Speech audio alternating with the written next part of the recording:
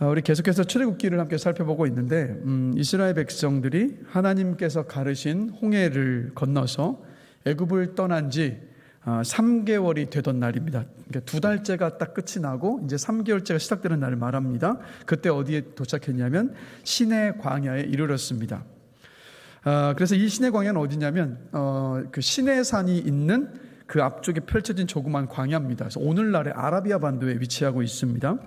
그래서 하나님은 이곳에 이스라엘 백성들을 인도하시고 장막을 치고 그곳에 머물게 하십니다. 그래서 여러분 출애굽기 19장부터 40장까지의 말씀, 그리고 레위기 전체, 그리고 민수기 10장까지가 어디에서 일어난 일을 기록하고 있냐면 바로 이스라엘 백성들이 시내산 앞에 머물렀었던 그 1년 동안의 기록을 하고 있습니다.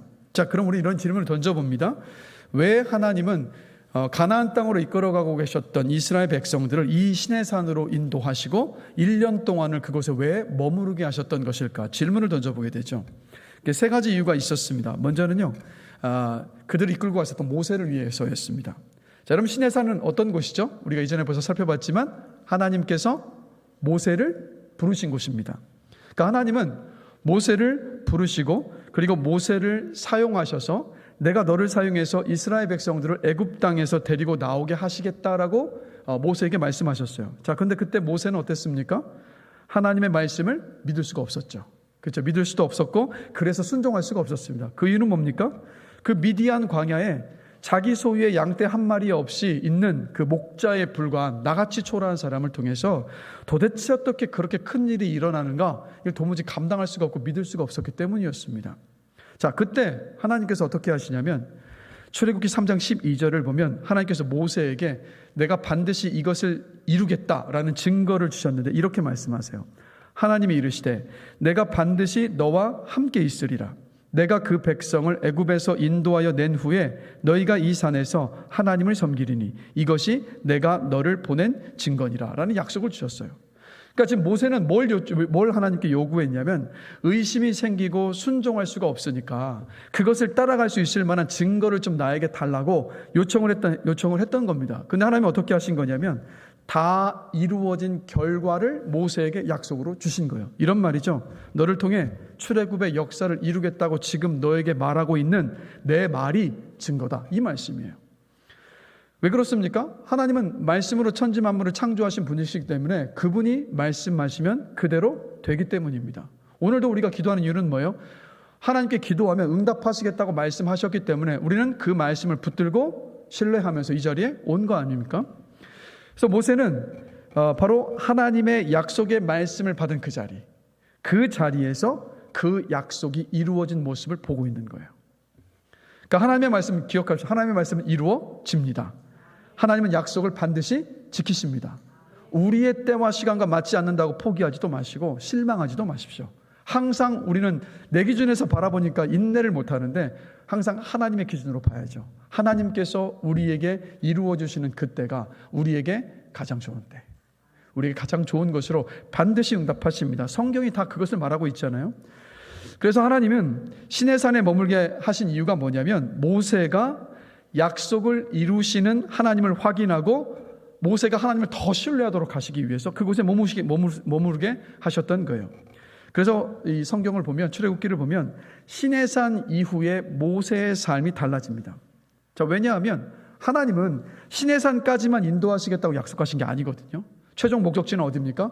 가나안 땅에까지 그들을 이르게 하셔서 그곳에 정착하게 하시겠다라고 약속을 하셨습니다. 그래서 이 시내산의 사건 이후, 즉 나에게 주셨던 약속을 이루신 하나님을 두 눈으로 직접 확인한 그 자리 이후에 이런 광야를 지나가면서 이스라엘 백성들은 계속 불평하잖아요.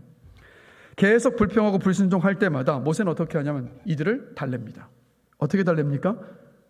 조금만 참고 인내하면 하나님께서 우리에게 약속하신 가나안 땅에 이를 것이라고 계속 그들을 위해서 달래고 그들을 중보합니다. 왜 그랬습니까? 이스라엘 백성들은 하나님께서 약속하신 대로 이루어질 것인지 이루어지지 않을 것인지 몰랐지만 모세는 알았거든요. 그러니까 모세는 시내산에서 주셨던 약속이 이루어진 그 모습을 보면서 가나안 땅에 정착해서 살게 하실 그 날도 믿음의 눈으로 바라보고 있었던 거예요. 한마디로 모세는 하나님이 주신 비전으로 살았던 사람입니다. 그래서 하나님의 사람은 바로 뭘 보고 사는 겁니까? 눈으로 보이는 것을 보면서 사는 것이 아니라 믿음으로 살아요. 하나님의 말씀을 의지해서 믿음으로 선포하면서 살아가는 저와 여러분이 되었으면 좋겠습니다. 오늘 밤도 기도할 때 그냥 단순히 주시옵소서라고 구할 것이 아니라 우리 몇 주 전에 함께 말씀을 나눴던 것처럼 믿음으로 선포하며 기도하며 나아가는 겁니다. 내가 믿음으로 간구했을 때 하나님께서 응답하신다. 하나님께서 이루어 주신다. 내 앞에 현실로 실제로 보여주신다. 여러분, 이 확신을 가지고 기도하는 밤이 되기를 주님의 이름으로 축원합니다. 자, 이게 첫 번째 이유였어요. 두 번째 시내산에 머물렀던 이유가 뭐냐면 이스라엘 백성들의 정체성을 세우기 위해서였습니다. 자, 여러분, 이스라엘은요, 단순히 애굽에서 탈출한 후에 새로운 나라로 이주하려는 어떤 정치적 난민이 아니었습니다. 그렇죠? 이스라엘은 하나님께서 인도하시는 하나님의 백성이었습니다. 자, 그러나 문제는 뭐냐면 하나님은 그들을 하나님의 백성으로 여기시고 품으시고 삼으셨고 이끌고 가고 계셨지만 이스라엘 백성들은요, 어떻습니까? 허겁지겁 이 애굽을 탈출해 나와서 광야를 행군해온 그 2달이라는 시간 동안에 이스라엘 백성들은 아직 자신들이 누군지, 왜 살고 있는지, 앞으로 우리들 앞에 어떤 일이 기다리고 있는지를 몰라서 항상 불안해 있었던 그냥 전직 노예들에 불과했습니다. 여전히 그 정체성이 바로잡혀 있지 않았습니다. 자, 시내산에 장막을 치고 나서 하나님은 오늘 본문 4절을 보시면 모세에게요, 이렇게 말하라고 말씀을 하세요. 우리 4절 말씀 다시 한번 우리 한 목소리 한번 읽어보겠습니다. 내가 애굽 사람에게 어떻게 행하였음과 내가 어떻게 독수리 날개로 너희를 업어 내게로 인도하였음을 너희가 보았느니라. 자, 뭐라고 말씀하시는 거예요? 이스라엘 백성들은 시내산에 도착하기 전까지요, 뭐에 신경 썼냐면 마실 물은 있는지 없는지, 먹을 것은 있는지 없는지, 우리들이 장막을 친 곳이 밤에 잠자기에 생활하기에 편안한가 불편한가, 이것만 생각했습니다. 그러니까 불평과 불만밖에 올 수가 없었던 거죠. 자, 그래서 불평과 원망을 하나님을 향해서 쏟아냈는데, 자, 하나님은 그들에게 그 2달의 시간을 돌아보라고 말씀하시는 거예요. 야, 너희들 그렇게 불평하고 나를 향해서 원망을 쏟아냈는데 한번 그 2달이라는 시간을 한번 돌아봐라. 광야 속에서 너희들이 어떤 일을 경험했는가 좀 한번 돌아봐라, 이 말씀이에요. 그러면서 뭐를 비유하셨냐면 하나님께서 이스라엘 백성들을 독수리 날개로 업어서 시내산 앞에까지 이르게 한 것과 같았다라고 말씀하시는 거예요. 자, 여러분, 그 독수리는 어느 정도 이 둥지 안에 독수리 새끼가 자라나면요, 훈련을 시킵니다. 그래서 어떤 훈련을 시키냐면 나는 훈련을 시키죠. 그러면 둥지에서 새들이 이제 나가도록 하기도 하고, 아니면 아예 어미 독수리가 새끼 독수리를 물어서 둥지 밖으로 던집니다. 그러면 그 새끼, 둥지에서 떨어진 새끼 독수리는 화들짝 놀랄 수밖에 없죠. 그래서 막 날갯짓을 하기 시작을 합니다. 그러나 그 날갯짓이 아직 변변치 않기 때문에 그냥 떨어질 수밖에 없어요. 그런데도 필사적으로 날갯짓을 합니다. 그러면 이 어미 독수리는 그 새끼 독수리를 보고 있다가 거의 밑바닥에 떨어질 때쯤이 되면 쑥 날아와서 그 새끼 독수리를 자기 날개에 얹습니다. 그리고 다시 둥지로 데려가요. 이게 어미 독수리의 훈련입니다. 그러니까 지난 광야에서의 2달의 그 시간이 바로 어미 독수리가 아기 독수리에게 했던 것 같은 그런 시간들이었다라는 거예요. 그래서 하나님은 실제로 어미 독수리가 아기 독수리에게 하는 것처럼 그 앞에 있는 장애물들을 다 없게 하셨던 게 아니라 분명히 장애물들이 있었어요. 어려움들이 있었습니다. 고난이 있었잖아요. 자, 그런데 그런 순간에 어떻게 하신 거예요? 바로의 압제에서 이스라엘을 건져내셨습니다. 홍해가 앞을 딱 가로막고 있었을 때 홍해를 가르시고 그 바다를 건너게 하셨습니다. 광야에 딱 들어섰는데 먹을 것이 없었어요. 그런데 먹을 것이 없으면 그때 어떻게 하십니까? 아침마다 만나를 내려주셨습니다. 마실 물이 없었을 때 또 어떻게 하셨어요? 반석에서 샘을 내서 그들을 마시게 하셨습니다. 그 모든 과정들이 뭐예요? 어려움들을 없애줬던 것이 아니라 어미 독수리가 아기 독수리를 훈련시켰던 것 같은 바로 그들을 독수리 날개에 얹어서 왔었던 하나님의 연단과 훈련의 시간, 그들을 지키시고 보호하셨던 시간이라고 지금 하나님께서 그들에게 말씀하시는 거예요. 제발 좀 이거를 기억하고 돌아보라는 겁니다. 자, 근데 여러분, 이 말씀은요, 오해하시면 안 돼요. 하나님의 자기 자랑이 아닙니다. 하나님께서 지금 자화자찬하시는 것도 아니에요. 하나님 왜 이 말씀 하실까요, 여러분? 왜 이 말씀을 하고 계실까요? 이거 말씀하시는 거예요. 이스라엘 백성들에게, 얘들아, 나 너희를 이렇게 사랑한다. 이거 말씀하시는 거예요. 그래서 여러분, 우리가 인생을 살아가면서 우리의 숱한 인생의 어떤 굴곡진 어떤 순간들, 인생의 어떤 높은 산이 가로막을 때, 인생의 골리앗이 우리를 막 넘어뜨리려 할 때, 그때마다 우리에게 은혜를 주신 이유는 뭐냐면 딱 한 가지입니다. 기억해, 난 너를 사랑한다. 그러니까 그걸 기억하라고, 그것을 알게 하시려고 우리에게 은혜를 베푸신 거예요. 즉 하나님께서 원하셨던 건 뭐냐면 하나님께서 이스라엘 백성들을 얼마나 사랑하시는지 그들이 알기를 원하셨어요. 이스라엘 백성들이 하나님께 얼마나 존귀한 존재인지를 알기를 원하셨습니다. 하나님의 수고와 열심을 자랑하고 그것을 강조하는 것이 아니라 하나님께서 그만한 수고와 고생을 감수할 만큼 이스라엘이 하나님께 너무나도 존귀한 존재라는 것을 하나님은요 그들에게 말씀하고 계시는 거예요. 제발 이것 좀 알아라라고요. 그리고 실제 여러분, 이 시내산의 앞에 머물고 있었을 때 그것은 어떤 곳인지 아세요? 마실 물이 없는 곳입니다. 나무도 나지 않는 것, 풀도 없는 것. 그리고 시내산 꼭대기를 제가 가보지는 않았지만 산에 올라가 보면 그냥 황량한 돌산이에요. 자, 그럼 이곳에 머물게 하시면서 1년을 머물게 하셨습니다. 그럼 하나님 어떻게 하셨겠습니까? 어떻게 하셨겠습니까? 먹이시고 마시게 하시고 입히셨죠. 그 1년에 머무는 그 시간들을 통해서 계속 가르치신 거예요. 하나님이 우리를 사랑하시는구나. 그래서 하나님께서 정말 사랑하시는 하나님의 백성이라는 그 정체성을 이스라엘 백성들로 하여금 갖도록 하시기 위해서, 그 정체성을 세우기 위해서 하나님이 이 시내 광야에 1년 동안을 머물게 하셨던 거였습니다. 그 지난 주간이었는데요. 그러니까 저희 집에서 이제 어린이 성경으로 예배를 하는데 이제 창세기 천지 창조에 대한 이야기였습니다. 근데 그 성경에 보니까 아담과 하와에 대하여서 이렇게 말하고 있는 거예요. 하나님이 사랑하시기 때문에 아담과 하와는 사랑스러운 존재였다. 그러니까 이 말이 그 예배를 드리면서 그대로 저에게 적용이 되는 거예요. 아, 맞다. 하나님께서 나를 사랑하셔서 하나뿐인 아들 독생자 예수 그리스도를 십자가에까지 내어주셨다. 그만큼 하나님께서 나를 사랑하신다. 그렇기 때문에 나는 너무나도 사랑스러운 존재다라는 그 사실이요, 정말 큰 기쁨과 감격으로 다가오더라고요. 그러니까 여러분, 우리의 정체성은 뭡니까? 우리가 어느 곳을 가든 어디에서 하든 저와 여러분의 정체성은 뭐냐면 온 우주 만물을 창조하신 하나님께 사랑받는 존재. 여러분, 이 정체성으로 살아갈 수 있게 되게 주님의 이름으로 간절히 기도합니다. 바람은요, 우리가 이렇게 함께 모여서 예배할 때마다 이스라엘 백성들이 시내산에서 그랬던 것처럼 나를 존귀하다고 하시는 하나님의 음성과 나를 그냥 존재 자체로 기뻐하시는 하나님의 그 사랑을요 알고 누리고 경험하고 기뻐하는 시간이 되기를 주님의 이름으로 축복합니다. 모든 예배의 시간이 그런 시간이 되어야 되죠. 자, 이제 세 번째 이유입니다. 왜 이 시내 광야에 1년을 머물게 하셨는가?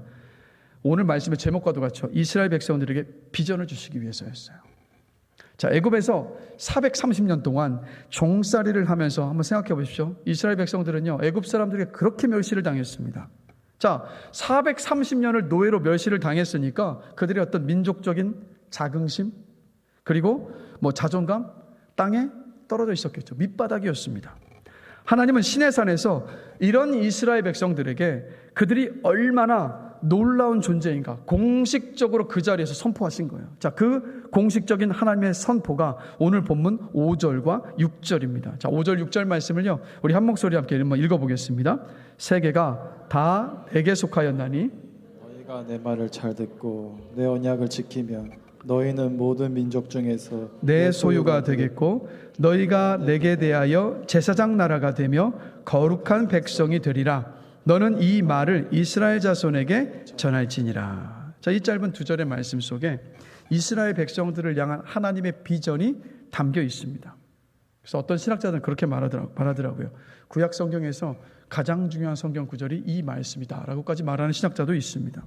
자, 그런데 여러분, 이스라엘 백성들에게 하나님께서 가지고 계셨던 이 비전은요, 오늘날 예수 그리스도 안에서 구원받은 저와 여러분을 향한 하나님의 비전이기도 합니다. 자, 그럼 하나님께서 이스라엘 백성에게 주셨던 첫 번째 비전은 뭐냐면 너희는 모든 민족 중에서 내 소유가 되겠다라는 비전을 주세요. 내 소유라는 비전을 주십니다. 영어 성경을 보면 내 소유를 어떻게 번역하고 있냐면 내가 가장 아끼는, 내가 정말 귀하게 여기는 보물로 번역을 하고 있습니다. 그러니까 모든 민족이 다 하나님의 소유인데 이스라엘 민족은 하나님께서 특별히 아끼는 정말 귀한 민족이라는 말씀이에요. 자, 그러면 하나님은요, 왜 이렇게 이스라엘 민족을 특별하게 아끼셨을까요? 여러분, 그 이유는 뭐였을까요? 그 이유가 뭐였을까요, 여러분? 지금까지 성경을 이제 많이 읽고 배우셨으니까 그 이유는 뭐였을까요? 자, 신명기 7장 6절과 8절을 보면요, 그 이유를 분명히 말씀하십니다. 하나님께서 잘 한번 들어보세요. 신명기 7장 6절 8절입니다. 6절에서 8절. 너는 여호와 내 하나님의 성민이라. 내 하나님 여호와께서 지상 만민 중에서 너를 자기 기업의 백성으로 택하셨나니 여호와께서 너희를 기뻐하시고 너희를 택하심은 너희가 다른 민족보다 수요가 많기 때문이 아니니라. 너희는 오히려 모든 민족 중에 가장 적으니라.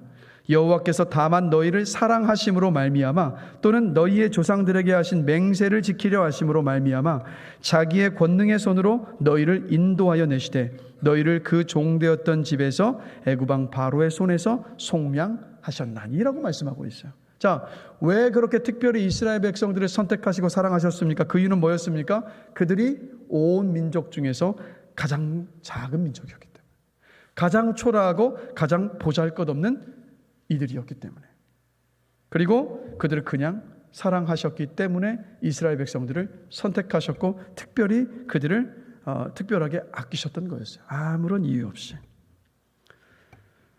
그래서 여러분, 이런 이유로 이스라엘 백성들은 뭐가 됐습니까? 하나님의 뭐가 됐다고요? 소유가 될 것이라는 비전을 받은 겁니다. 하나님의 소유가 되었다. 자, 여러분, 하나님의 소유, 하나님의 귀한 보물이 되었다는 것은요, 엄청난 특권입니다. 그렇게 받으십니까? 우리가 하나님의 소유라는 사실이 엄청난 특권이라는 것을 여러분 정말 믿으십니까? 정말 엄청난 특권이요. 쉽게 이렇게 생각해 보시면 돼요. 자, 여러분들이 집에서 여러분들이 가장 소중하게 여기는 뭔가가 있을 거 아니겠습니까? 그렇죠? 어떻게 대하십니까? 그 물건들? 그 물건이 됐든 뭐가 됐든 여러분이 정말 사랑하시는 거 어떻게 막 대하십니까? 막 집어 던지고 뭐 흠집이 생기고 이런 상관없이 그렇게 대하세요? 그렇게 안 하잖아요.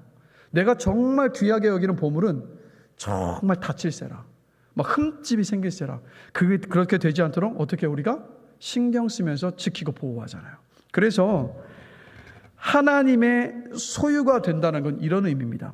하나님이 지극히 아끼시고 눈동자같이 보호해 주시겠다라는 하나님의 약속이에요. 그렇기 때문에 이것이 엄청난 특권입니다. 그러니까 이스라엘 백성들이 지금 말씀하시는 거예요. 얘들아, 너희는 나의 소유다.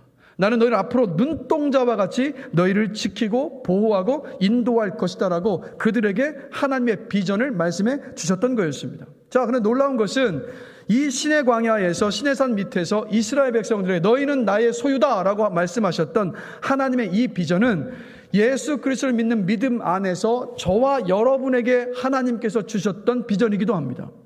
베드로전서 2장 9절을 보면 이렇게 말씀하고 있죠. 예수 그리스도를 믿음으로 구원받은 저와 여러분을 가리켜서 너희는 택하신 족속이요라고 말씀하고 있습니다. 이스라엘 백성들과 같이 우리를 택하셔서 우리의 소유로 삼으셨다는 말씀이에요. 그래서 여러분 기억하십시오. 여러분은 하나님께서 택하신 하나님의 소유이십니다. 그렇기 때문에 하나님께서 여러분을 지극히 아끼시고 눈동자같이 보호하고 계시고 영원토록 그렇게 보호하실 것입니다.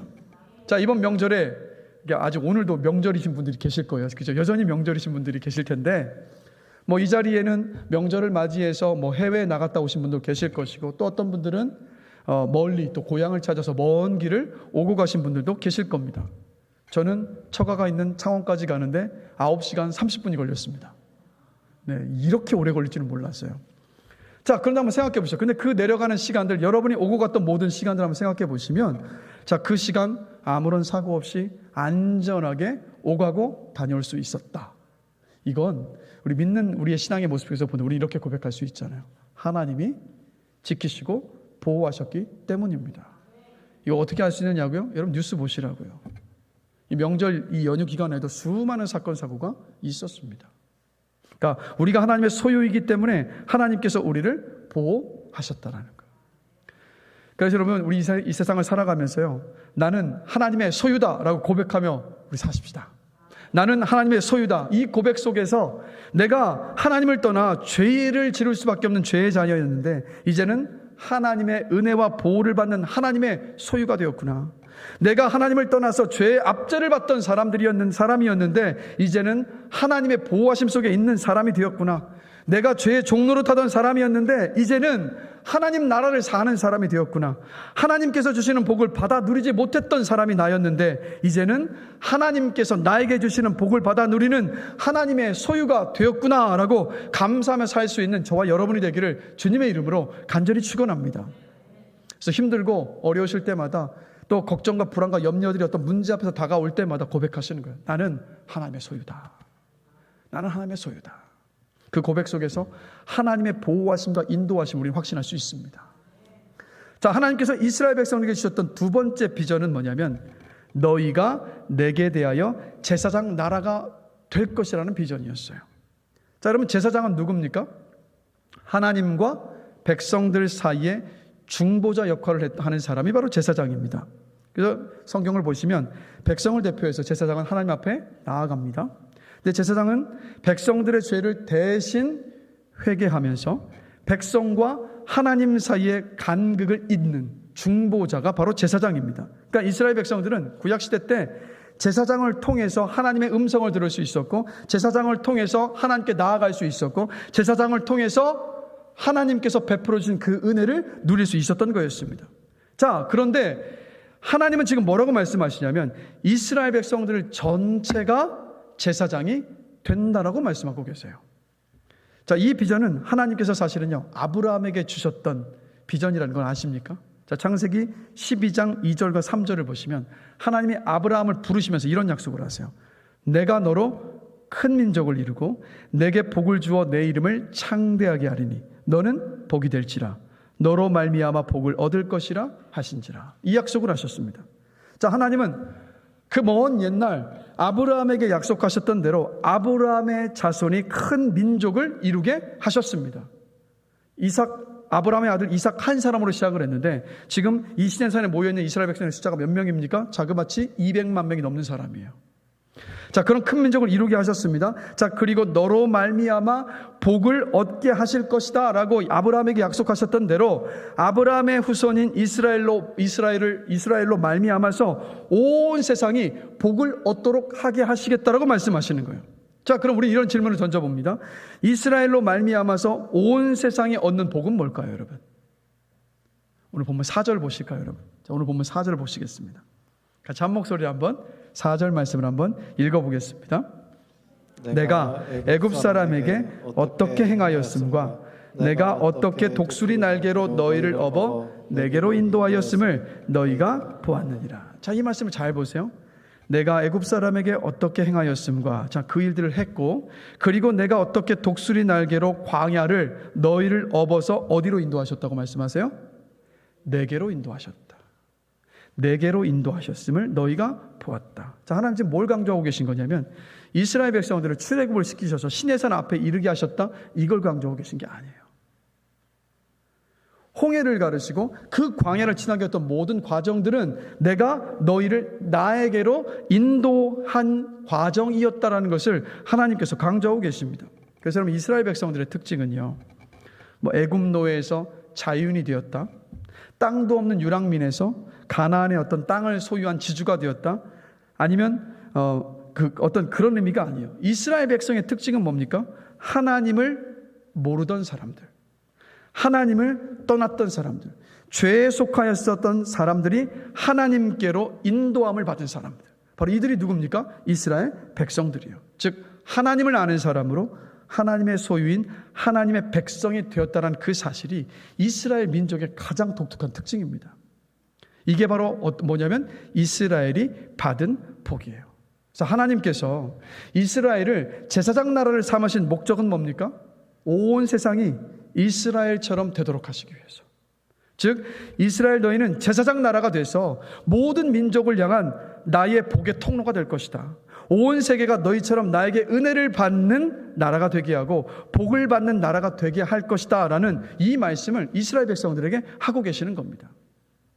자, 그럼 하나님은요 이스라엘 백성들에게 너희를 모든 민족의 제사장 나라가 되겠다는 약속을, 비전을 갖게 하셨는데, 하나님은 신약시대에요, 예수 그리스도를 통해서 영적 이스라엘은 뭘 세우셨습니까? 교회를 세우셨습니다. 그리고 제사장의 자격을 바로 교회의 모든 성도들에게 주셨어요. 바로 여러분들이요. 자, 베드로전서 2장 9절 말씀 한번 빠르게 한번 찾아보실까요? 베드로전서, 신약성경 베드로전서 2장 9절 말씀 한번 빠르게 한번 찾아보겠습니다. 오늘 본문은 표시해 두시고요. 신약성경 베드로전서 2장 9절 빠르게 한번 찾아보겠습니다.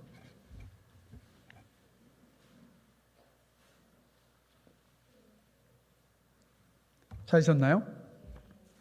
자, 우리 한 목소리 함께 힘차게 한번 읽어보겠습니다. 그러나 너희는 택하신 족속이요 왕 같은 제사장들이요 거룩한 나라요 그의 소유가 된 백성이니 이는 너희를 어두운 데서 불러내어 그의 기이한 빛에 들어가게 하신 이의 아름다운 덕을 선포하게 하려 하심이라. 아멘. 자, 보십시오. 하나님은 예수를 믿어 구원받은 우리를 그냥 제사장이 아니라 뭐라고 말씀하고 계세요? 왕 같은 제사장이다 라고 말씀하세요. 우리를 왕 같은 제사장으로 하나님께서 부르셨습니다. 자, 이 왕 같은 제사장은 단순하게 왕과 제사장이라는 두 가지 직분을 나열한 게 아니에요. 뭘 의미하는 거냐면 그리스도인의 정체성과 사명을 지금 말해주고 있습니다. 왕 같은 제사장. 자, 왕 같다는 것은 뭐냐면 우리가 예수 그리스도를 믿음으로 하나님의 자녀가 되었다. 장차 하나님의 나라를 상속받을 왕족이 되었다라는 것을 의미하는 말씀입니다. 그래서 세상의 가치관과 유행이나 어떤 핍박 속에서 위축되지 않고 하나님의 자녀니까 하나님의 자녀로서의 그 존귀함과 자부심을 가지고 살아갈 존재가 바로 예수를 믿어 구원받은 우리다라는 것을 말씀해 주는 게 왕 같은의 의미예요. 여러분, 이 땅을 살아가실 때 그 하나님의 자녀답게 당당하게 떳떳하게 살아가시길 주님의 이름으로 축복합니다. 자, 그 다음에 제사장은 뭡니까? 제사장이라는 것은 그리스도 안에서 우리가 하나님께 직접 나아가서 기도하고 예배하게 되었다는 것을 의미해요. 제사장인 우리는 그런데 다른 게 있죠. 자, 구약시대처럼 동물을 제물로 바치질 않습니다. 구약의 제사장은 하나님 앞에 나아가기 위해서 동물을 제물로 바쳤지만 오늘날에 우리는 동물을 제물로 바치질 않습니다. 우리는 무엇을 하나님께 드리죠? 우리의 삶을 드리잖아요. 어떤 삶입니까? 우리 어떤 찬양하는 삶, 선행을 어떤 베푸는 삶, 나누고 돕는 삶, 아니면 복음을 전하는 것과 같은 우리의 삶을 거룩한 사한 제물로 하나님께 드리는 제사장이 바로 저와 여러분들입니다. 자, 그리고 제사장의 역할은 이것만이 아니라 다른 사람들, 즉 믿지 않는 세상의 다른 사람들과 세상을 위해서 뭐합니까? 하나님께 중보기도 하잖아요. 그리고 하나님의 뜻을 전하는 그 역할을 감당합니다. 종합해 보자면 왕 같은 제사장이라는 그 칭호는 뭐냐면 우리가 받은 놀라운 구원의 은혜와 하나님의 자녀라는 그 영광스러운 신분, 그리고 거룩한 사명을 동시에 담고 있는 표현이 바로 왕 같은 제사장입니다. 그래서 여러분 기억하십시오. 우리는 이 땅을 살아가면서 하나님의 존귀한 자녀의 권세를 누립니다. 우리 자녀의 권세가 뭐죠, 여러분? 기도의 특권이에요. 하나님은 자녀의 기도만 들으시거든요. 그리고 우리를 지키시고 보호하십니다. 그리고 내 삶을 통해서 하나님의 선하심과 위대하심을 세상에 드러냅니다. 그리고 사람들을 하나님께로 인도하는 거룩한 제사장의 삶을 살아가도록 저와 여러분들은요, 하나님께서 특별히 선택하시고 부르신 존재들입니다. 이것을 기억하고 살아갈 수 있게 되기를 저 간절히 기도합니다. 한 성도님이요, 주민센터에 주차를 하고 이제 할 일을 다 볼 일을 주민센터에서 일을 다 마치고 이제 주차된 차로 돌아왔습니다. 근데 차 한 대가 이중으로 겹주차를 해놓은 거예요. 근데 연락처도 없고 뭐 연락할 방법도 없고 막 여기 1시간을 그렇게 기다린 겁니다. 여러분 얼마나 속상한 일입니까? 그렇죠?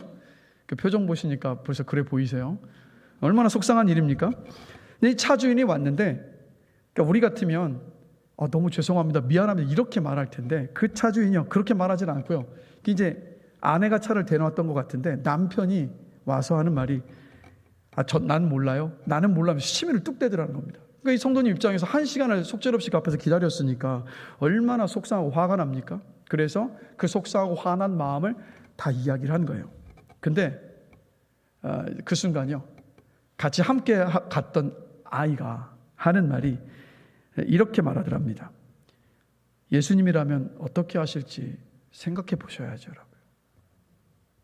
그 아이의 말에 이 성도님이 망치로 머리를 한 대 얻어 맞은 것 같았다라고 말씀하시더라고요. 그러면서 하시는 말씀이 다시는 이렇게 하지 말자. 항상 예수님이라면 어떻게 하실까? 나는 하나님의 자녀요 백성이라는 그 사실을 기억하고 말하고 행동하자는 그 다짐을 했다라고 고백하시더라고요.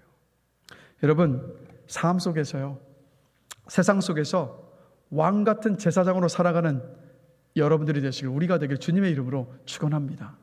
어느 자리에서든 어디에 있든.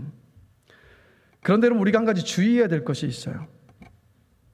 우리가 왕 같은 제사장으로 부름 받았으니까 우리는 세상을 대상으로 해서 사역을 하고 세상에 왕 같은 제사장, 세상에 왕 같은 제사장다운 나의 모습을 보여야 한다라고 생각합니다.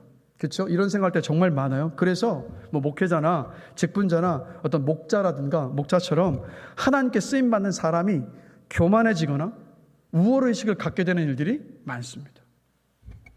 자, 그럼 하나님께 쓰임 받는다는 사람들이 왜 이렇게 교만해지고 왜 이렇게 우월의식을 갖게 되는 걸까요, 여러분? 그 이유는 여기에 있어요. 내가 왕 같은 제사장이니까 다른 성도들을 위해서 기도하고 다른 성도들을 위해서 수고하고 있다라고 생각하기 때문이에요. 우리가 왕 같은 제사장의 역할을 한다면 누구를 대상으로 그 제사장의 역할을 하고 있는지, 누구에게 보여주는 것인지를 우리는 잘 알고 있어야 되고 잘 분별해야 됩니다. 여러분, 우리는 왕 같은 제사장으로 이 땅을 살아가야 하는데 누구에게 왕 같은 제사장다운 삶의 모습을 보여야 되는 것일까요, 여러분? 오늘 보면 6절을 보면요, 그 답이 있어요. 자, 6절 보실까요? 같이 한번 6절 말씀을 같이 한 목소리 한번 힘차게 한번 읽어보겠습니다. 너희가 내게 대하여 제사장 나라가 되며 거룩한 백성이 되리라.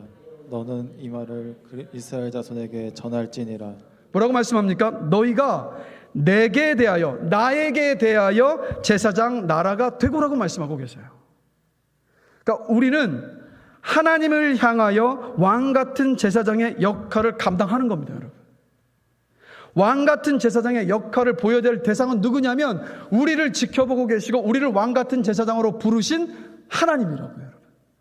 그래서 신약성경 에베소서 6장 7절을 보면 우리가 왕 같은 제사장으로 살아가는 삶의 모습에 대하여서 또 이렇게 말씀하고 있죠. 기쁜 마음으로 섬기기를 주께 하듯 하고 사람들에게 하듯 하지 말라. 자, 누군가를 섬기는 일은 왕 같은 제사장의 사명을 감당하는 건데 어떻게 하라고요? 주께 하듯 해라라고 말씀하고 있습니다. 그러니까 하나님께서 보고 계시고 알고 계시다는 그 마음으로 하나님께 하지 않고 막 사람들의 인정이나 칭찬을 기대하기 때문에 어떤 일이 벌어지는 거예요? 교만해지고 우월의식을 갖게 되고 거기에서 나오는 것이 불평이고 원망 아닙니까, 여러분? 그러니까 하나님의 그 왕 같은 제사장으로 부름받은 그 삶을 살기를 원하신다면 하나님 앞에서 왕 같은 제사장으로 살아가는 우리가 되기를 주님의 이름으로 간절히 기도합니다. 그 방향이 올바르게 잡혀져 있어야 돼요. 그래서 여러분, 우리는 다시 말씀드리면 왕 같은 제사장들입니다. 자, 그러니 어떤 상황 속에서든 하나님이 나와 함께하고 계시다는 분명한 그 신앙 의식을 가지고 우리 살아가십시다. 하나님을 의식하며 보디발의 아내의 무서운 유혹을 떨쳐냈던 요셉처럼, 또 구원받은 성도라는 분명한 그 신분의식을 가지고 바벨론의 느부갓네살 왕의 우상에 절하기를 거절했던 다니엘과 그 3명의 친구처럼 우리 살아갈 수 있는 은혜가 있게 되기를 간절히 기도합니다.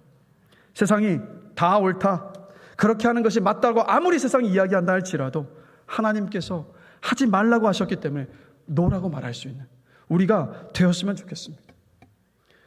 여러분, 우리는요 성경을 읽고 하나님을 알아갑니다. 그런데 세상은요 성경을 읽고 하나님을 알아가는 게 아니잖아요. 세상은 우리를 읽고 하나님을 알아갑니다. 그러나 여러분, 하나님 앞에서 왕 같은 제사장으로 살아서 아직 하나님을 알지 못하는 우리 이웃들이요, 그러니까 여러분을 통해서, 우리를 통해서 하나님을 인정하고 하나님께로 돌아오는 은혜가 있게 되기를 간절히 축원합니다. 자, 세 번째 하나님께서 이스라엘 백성에게 주셨던 비전은 뭐냐면 거룩한 백성이 될 것이라는 비전입니다. 자, 여기서 거룩한 백성이라는 말은요, 어떤 특별한 사명을 위해서 따로 구별된 백성이라는 뜻이에요. 그래서 하나님이 이렇게 말씀하시는 겁니다. 이스라엘 백성들에게 너희는 나에게 특별히 쓰임받는 민족이 될 것이다. 이걸 말씀하고 계시는 거예요.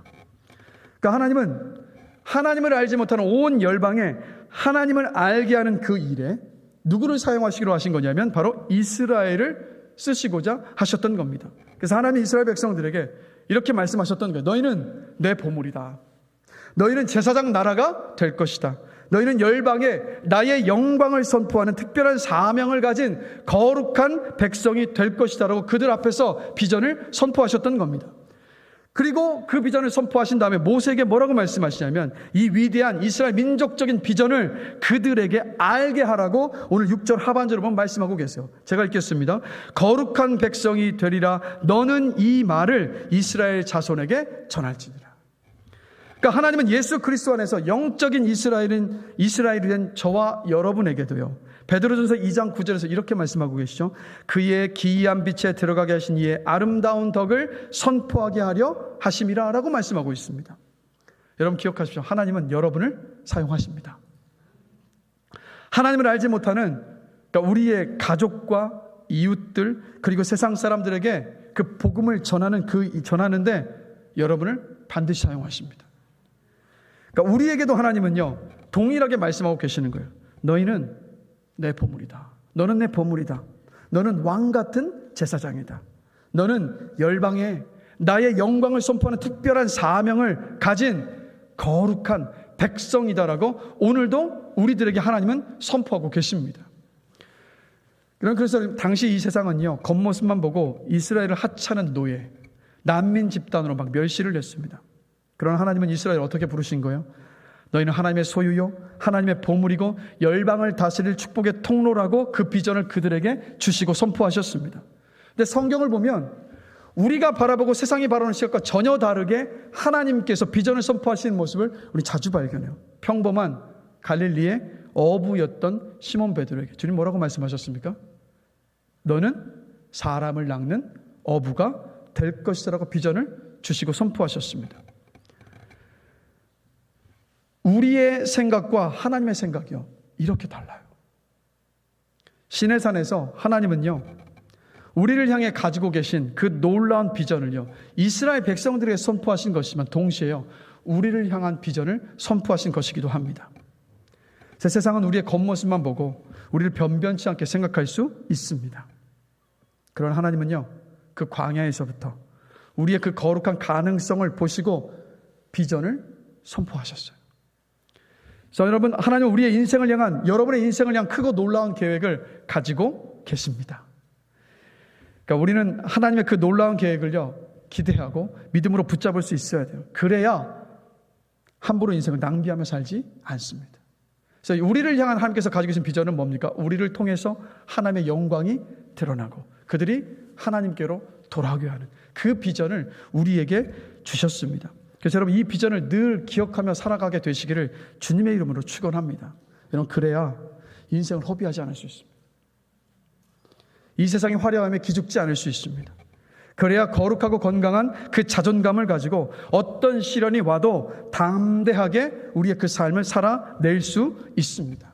근데 이게 너무 어렵다고 생각하지 마시고, 여러분, 창세기를 보시면 하나님은요, 요셉이 하나님 앞에서 성실하고 진실하게 살아갔던 그 하루아래 그 삶들을 사용하셔서 어떻게 하셨습니까?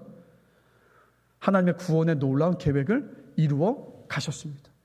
결국 우리가 매일매일을 말과 행동이 일치하는 그 성실한 삶과 진실한 삶을 살아낼 때 우리의 눈에는 당장 보이지 않을 수 있어요. 그러나 기억하십시오. 우리의 그 성실하고 진실한 하나님의 백성다운 그 삶을 통하여서 하나님은 구원의 역사를 반드시 이루어 가십니다.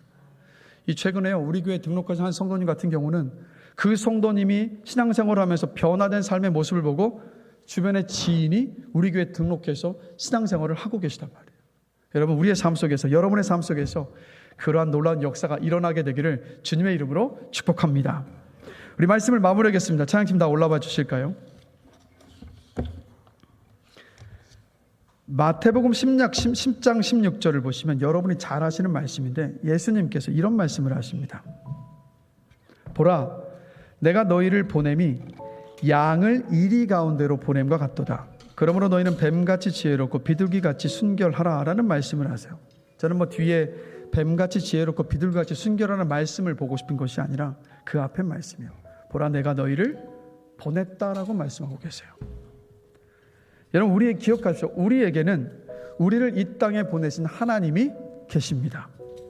그리고 이 땅에 우리를 보내신 하나님의 뜻인 비전이 있습니다.